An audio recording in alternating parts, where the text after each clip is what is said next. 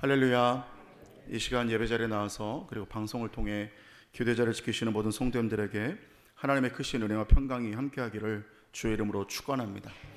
오늘 말씀의 제목은 영원한 사랑 앞에 나아가는 삶입니다. 영원한 사랑 앞에 나아가는 삶입니다. 오늘의 단락은 1절에서 9절까지는 더둘로의 고발, 그리고 10절에서 21절까지는 바울의 변론, 22절에서 27절까지는 전전긍긍하는 벨릭스입니다. 복음서에서는 예수님께서 여러 가지 방법으로 복음을 전하셨습니다.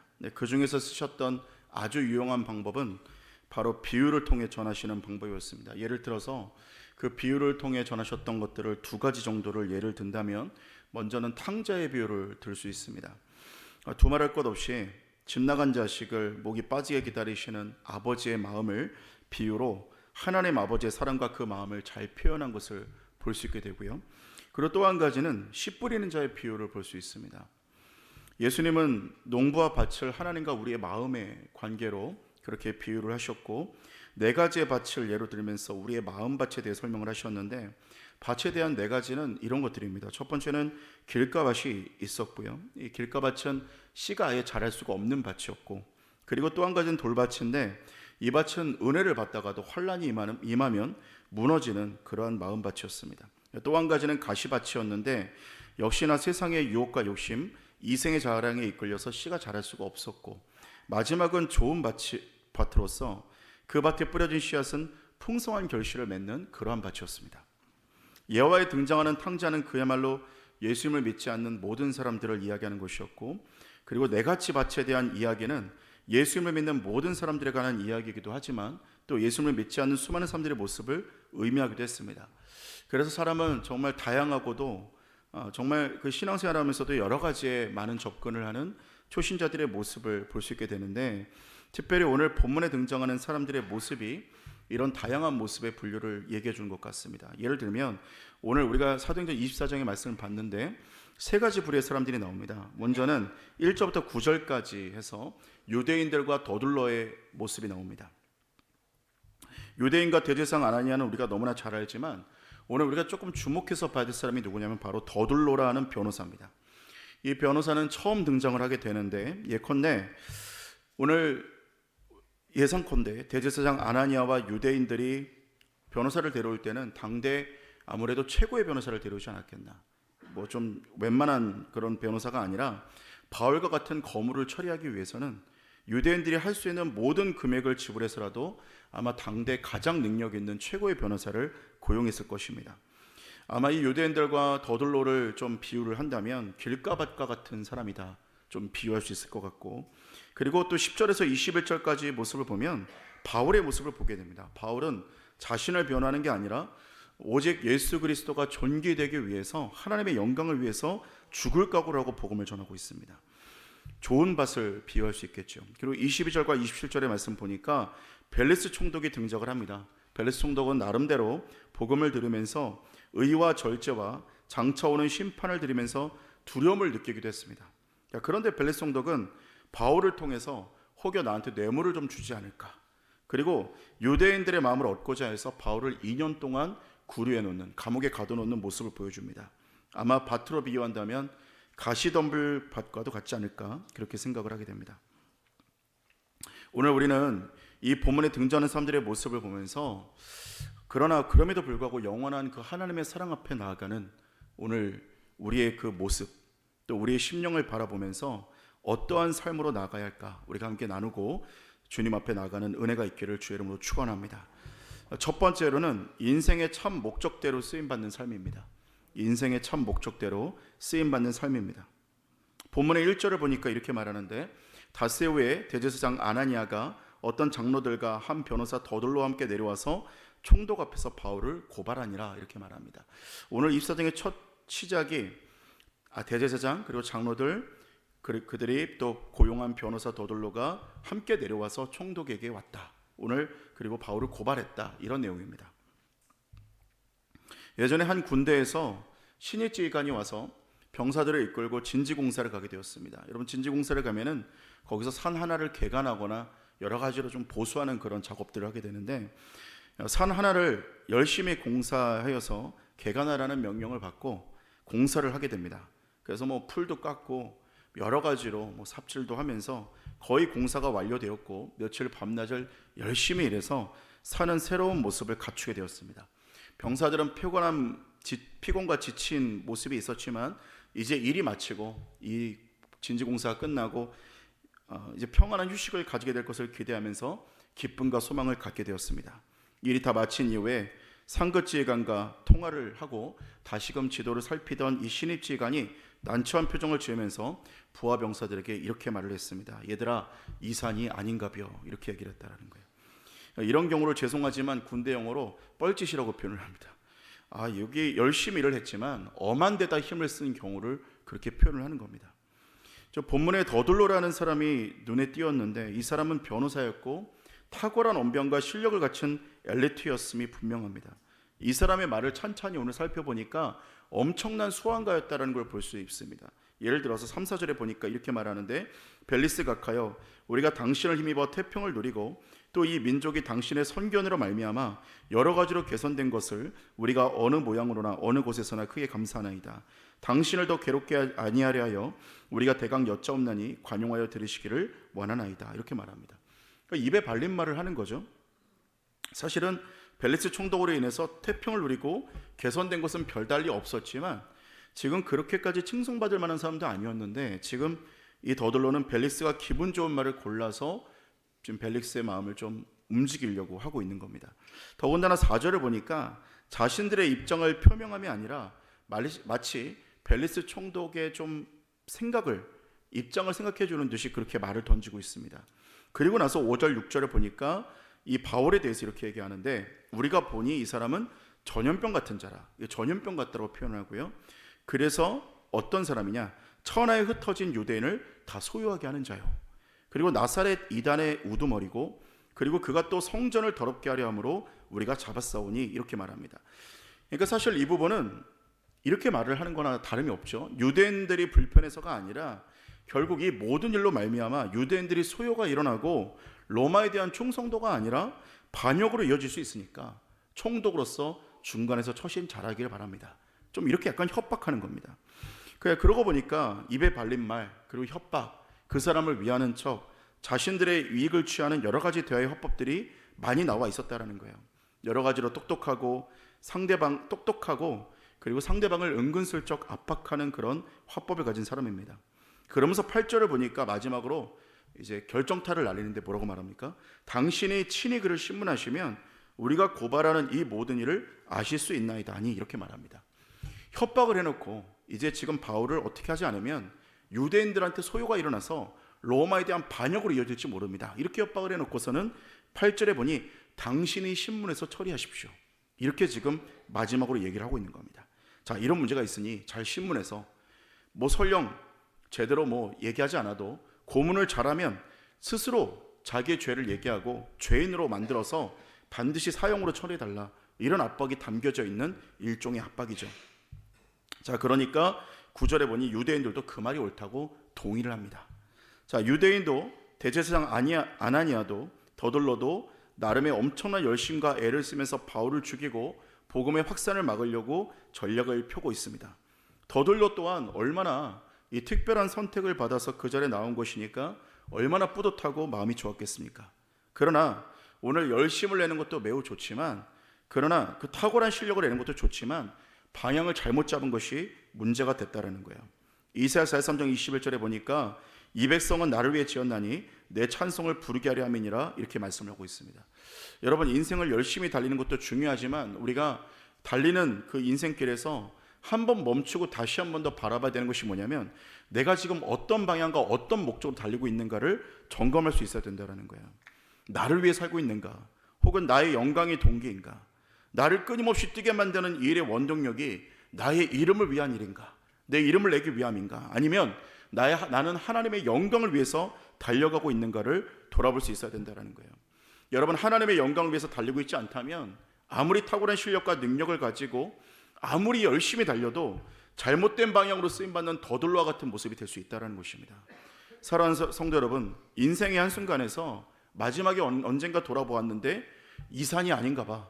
이렇게 하면서 머리를 탁 치는 인생이 아니라 바울과 같이 나의 달려갈 길 마치고 믿음을 지켰으니 이제 생명의 면류관이 예배되었다라고 말하는 저와 여러분 될 수 있기를 주의 이름으로 축원합니다.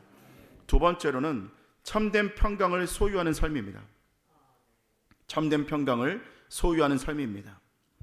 본문의 22절부터 27절까지 벨리스 총독은 최고의 기회를 얻게 되었습니다. 바울과 함께 시간을 보내었고, 그리고 자세히 복음을 들을 수 있었고, 그리고 십자가의 도를 받아서 영적인 구원을 얻을 수 있는 그 기회가 벨리스 총독에게 오게 되었습니다. 여러분, 바울과 함께 시간을 보내는 것이 얼마나 귀한 일이겠습니까?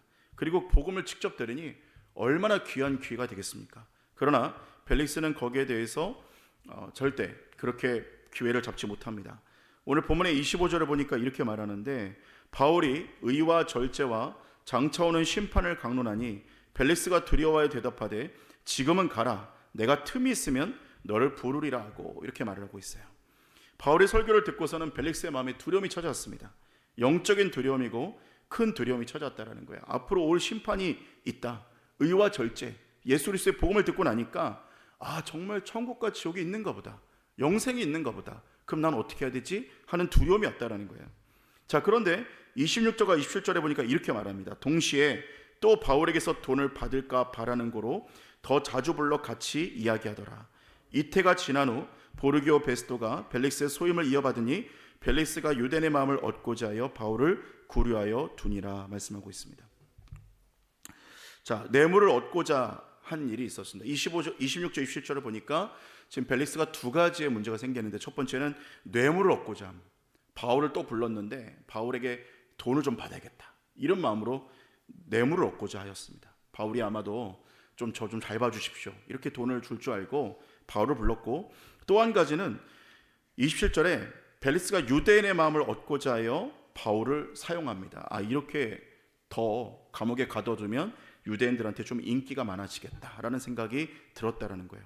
자, 그런데 저는 중요하게 생각되는 부분이 오늘 26절과 27절에 보니 26절 맨 처음에 바로 이 단어가 굉장히 중요하게 여겨집니다. 뭐냐면 동시에라는 단어입니다. 동시에.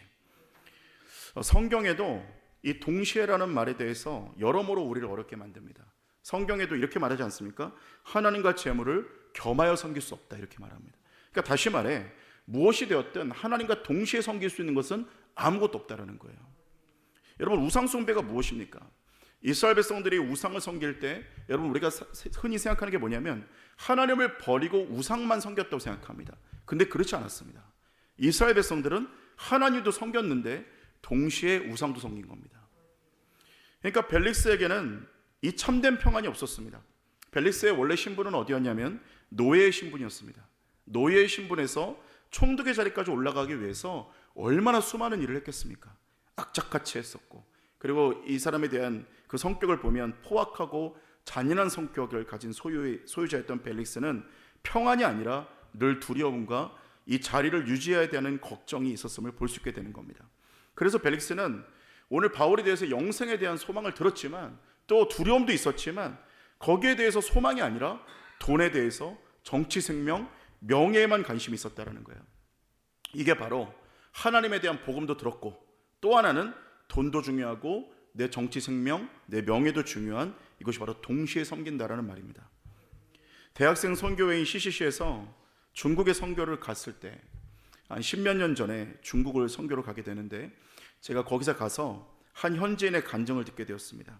이 중국 사람은 상해의 유명 대학을 졸업을 했고 좋은 집안, 준수한 외모, 그리고 출세에 대한 보장이 있었습니다. 그러나 그는 좋은 직장과 명예를 버리고 CCC 간사를 선택해서 중국 사회에서도 알아주지 않는, 그것도 비밀리로 사역해야 하는 삶을 살았습니다. 세상적으로 봤을 때는 누구도 알아주지 않는 외롭고 고독한 길을 선택했지만 그의 표정은 제가 보았을 때 세상 그 누구보다도 행복해 보였고 평안해 보였습니다. 세상 가치가 하늘의 가치를 능가하게 되었다는 거예요. 마치 사도 바울이 세상의 모든 가치를 배설물처럼 여겼고, 그리고 형제들과 고륙 친척이 복음을 만난다면 내 자신은 저주를 받아서 그리스도에서 끊어질지라도 원하는 바로다 말하는 사도 바울의 이루 말할 수 없는 평안의 고백과도 같았다는 거예요. 사랑하는 성도 여러분, 오늘 정말 그 평강은 어디에 있습니까? 이 땅 가운데 내가 동시에 얻고자 했던 우상에게 평강이 있는 것이 아니라 오직 하늘의 가치, 하늘에서만 줄 수 있는 평안이 우리에게 평강을 허락해 줄 수 있는 줄로 믿습니다. 오늘 이 한날이 오늘 주님께서 우리에게 이 모든 것을 너에게 주리라 했던 것에 집중하는 삶이 아니라 먼저 그 나라와 의를 구하라, 그리하면 이 모든 것을 너에게 주리라 할 때에 먼저 앞에 있는 먼저 그 나라와 의를 집중하는 저와 여러분 될 수 있기를 주님의 이름으로 축원합니다. 마지막 세 번째로는 하나님의 사랑을 의지하는 삶입니다. 하나님의 사랑을 의지하는 삶입니다. 오늘 본문의 15절을 보니까 바울이 이렇게 말하죠. 그들이 기다리는 바 하나님께 향한 소망을 나도 가졌으니 곧 의인과 악인의 부활이 있으리라 함이니이다 라고 말하고 있습니다. 여러분, 바울은 하나님을 향한 소망을 가지고 있었습니다. 사실 사도 바울은 주의 영광을 위해서 살아가면서 죽을 각오를 했지만 하나님은 바울을 늘 신실하게 지키셨어요. 죽겠다고 하니 주님은 계속 생명을 보존해 주시는 겁니다. 27절에 보니까 좀 중요하게 볼 부분이 뭐냐면 이태가 지난 후입니다. 이태가 지난 후, 그러니까 즉 2년이 지난 후예요. 2년이 지난 후에 베스도가 벨릭스의 뒤를 이을 때까지 벨릭스는 바울을 감옥에 넣어두는데 그 시간이 바로 2년입니다. 그 2년 동안은 감옥에 있지만 친구들이 와서 면회도 할 수 있고 필요한 것이 있으면 바울에게 공급할 수가 있었습니다. 여러분, 사실 우리가 27절에 감옥에 있다라는 말만 보았을 때는 어떤 반응이겠습니까? 야, 복음 전하겠다고 하는데 감옥에 있으니 얼마나 인생이 꼬인 것이냐, 얼마나 참 복음 전하겠다고 하는데 참 별거 없는 인생이다. 마치 그 중국에 있는 그 CCC 간사처럼 야, 좋은 대학 나오고 좋은 직장 다 보장되어 있는데 예수 만나더니 인생 꼬였구나. 아마 세상 사람들은 그렇게 혀를 찰 거예요. 근데 여러분, 사도 바울을 보세요. 사도 바울은 감옥에 있지만 2년 동안 감옥에 있는데 여러분, 이것이 정말 사도 바울 입장에서는 저주입니까? 그렇지 않죠. 여러분, 지금 그 감옥이 아니면 사도 바울은 어떻게 됩니까? 감옥에서 만일에 나오게 되면 지금 사도 바울을 누가 기다리고 있어요? 먹지도 마시지도 않고 바울을 죽이려고 기다렸던 40여 명의 사람들이 지금도 칼 갈고 기다리고 있다고요. 만일에 사도 바울이 나오게 되면 그 40여 명에게 죽임을 당합니다. 저는 지금도 궁금한 것이 사도 바울이 2년 동안 갇혀 있을 동안 먹지도 마시지도 않던 사람들 정말 2년 동안 먹지도 마시지도 않았을까? 좀 궁금한데요. 여러분, 그 40여 명의 사람들이 바울을 죽이려고 현안이 되었는데, 그렇다면 여러분, 사도 바울에게 가장 세상 천지에 가장 안전한 곳이 어디입니까? 감옥이죠. 감옥에 있는 동안은 그 누구도 사도 바울을 건드릴 수가 없었고 그 누구도 사도 바울을 어떻게 할 수가 없었다라는 거예요. 마치 오늘 우리가 불렀던 찬송가의 고백처럼 저 위험한 곳 내가 이를 때면 큰 바위에 숨기시고 주 손으로 덮으시네라는 고백이 바울에게 있었을 것이라는 거예요. 사도 바울은 그렇게 고백하지 않았겠습니까? 감옥에 있으면서 저 위험한 곳 내가 이를 때 주님이 바위에 숨기시고 그 주 손으로 덮어주셔서 나를 가려주셨다라고 고백을 했다라는 거예요. 사랑하는 성도 여러분, 오늘 정말 평강이 어디에 있겠습니까? 세상 사람들은 감옥에 있으면 망했다라고 생각하겠죠. 그리고 CCC 간사로 평생 사는 그 중국 사역자를 보면서 인생 망했다고 생각하겠지만, 그러나 진짜 평안은 감옥에 있어도 그곳 가운데 주의 임재가 있다면 그 안에서 우리는 문제를 해석할 수 있게 될 줄로 믿습니다. 지금 이 상황 가운데 내가 여기까지 왔는데 왜 이렇게 되었을까? 그러나 우리가 하나님의 임재가 그곳 가운데 있다면 거기서도 문제는 해석할 수 있다는 거예요. 아, 하나님이 이렇게 하려고 나를 여기 두셨구나. 하나님이 이렇게 하려고 나를 여기 두셨구나. 이런 생각을 할 수 있게 된다는 겁니다. 그리고 또 한 가지, 하나님의 사랑과 이 복음은 저 유대인과 더둘로와 벨릭스와 두루실라 할 것 없이 오늘 성경에 나오는 모든 세 가지 부류에게 그 누구에게나 상관없이 하나님의 사랑과 그 복음은 모든 사람에게 하나님께서 펼쳐주셨다는 겁니다. 하나님의 사랑과 빛은 언제나 비추입니다. 지금 목적지와 다른 길, 바울처럼 살고 있는지, 더둘로처럼 살고 있는지, 혹은 벨릭스처럼 내가 오늘 걸어가고 있는지 아무도 우리는 알지 못합니다. 그러나 오늘 스스로를 돌아보면서 지금 목적지와 다른 길, 평안이 아니라 세상과 욕망의 길, 정말 이생 가운데 자랑의 길을 걸어가고 있다면 오늘 그 길을 다시 돌이켜서 하늘의 평강이라는 좁은 길을 걸으며 승리의 길을 걸어가시는 저와 여러분 되기를 주의 이름으로 축원합니다. 오늘 하나님 안에만 평강이 있습니다. 이 땅 가운데 아무리 동시에 무엇인가를 얻으려고 해도 거기에는 평강이 없다라는 거예요. 오늘 그 동시에 무엇인가를 얻는 것이 아니라 오직 하나님의 영광만을 간구하고 바라보며 하늘의 평강 구하는 저와 여러분 되기를 주의 이름으로 축원합니다. 기도하시겠습니다. 사랑의 하나님, 오늘 우리를 인도하여 주시고 하나님의 큰 사랑으로 역사해 주시는 하나님의 그 은혜를 감사드립니다. 오늘 이 하루도 주의 말씀을 따라가게 하여 주시옵시고 주님의 은혜 가운데 거하는 복된 인생이 되게 하여 주시옵소서. 이 시간 하나님 앞에 귀한 예물 드린 손길들 기억하여 주시고 11조와 감사헌금 1,000번제와 선헌금 올린 모든 성도님들마다 큰 은혜 허락하여 주시고 하늘의 신령한 은혜와 땅의 기름진 복을 충만하게 역사하여 주시옵소서. 이 새벽 주님과 기도하고 간구할 때 하늘의 신령한 은혜와 은사가 부어지게 하시고 우리 안에 거룩을 향한 갈망이 부어지게 하여 주시옵소서. 우리에게 승리를 주시는 주님을 신뢰하며 우리 주 예수 그리스도의 이름으로 기도합니다. 아멘. 이 시간 함께